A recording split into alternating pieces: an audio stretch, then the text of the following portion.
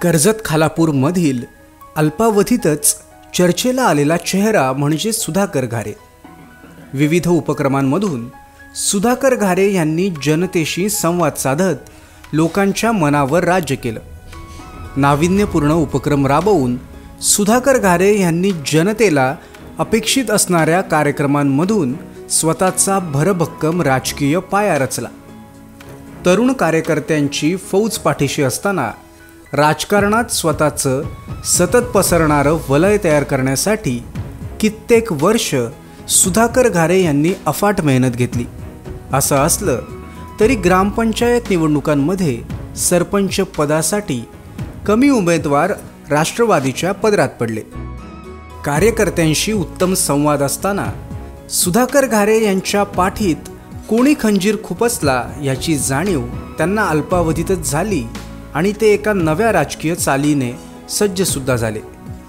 काही कार्यकर्त्यांनी नाराजगी व्यक्त करत सुधाकर घारे यांची साथ सोडली आणि इतर पक्षांमध्ये सामील झाले। राजकारण म्हटलं की कार्यकर्त्यांची मनधरणी आणि त्यांना सकारात्मक आश्वासनांमधून टिकवून ठेवणं ही एक कसोटी असते। त्यात मी कुठे कमी पडलो याचं विचारमंथन सुधाकर घारे यांनी सुरू केले। 2023 या वर्षात अनेक उपक्रमांमधून सुधाकर घारे यांनी कार्यकर्त्यांची मोठी फौज उभी केलेली आहे। राष्ट्रवादीच्या निर्धार सभेमुळे त्यांना कामाला हुरूप आलेला आहे। अजित पवार यांच्या नेतृत्वाखाली त्यांना त्यांचा राजकीय मार्ग स्पष्ट दिसत आहे। सरणाऱ्या वर्षात काही मनाविरुद्ध घडलेल्या घटना, जवळच्या कार्यकर्त्यांचे इतर पक्षात झालेले पक्षप्रवेश आणि थोड्याफार प्रमाणात पदरी पडलेली निराशा या सर्वांची राख करून सुधाकर घारे त्याच राखेनं नवीन वर्षात एका नव्या राजकीय उमेदीची रांगोळी काढणार असल्याचं चित्र दिसतंय।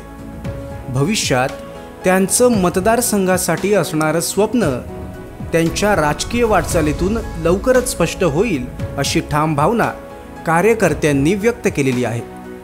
सुधाकर घारे नावाचं व्यक्तिमत्व म्हणजे राखेतून झेप घेणाऱ्या फिनिक्स पक्षासारखं आहे, जे राजकीयदृष्ट्या अजरामर आहे असं म्हणत तरुण कार्यकर्त्यांनी मोठ्या प्रमाणात सुधाकर घारे यांना पाठिंबा दर्शवला आहे।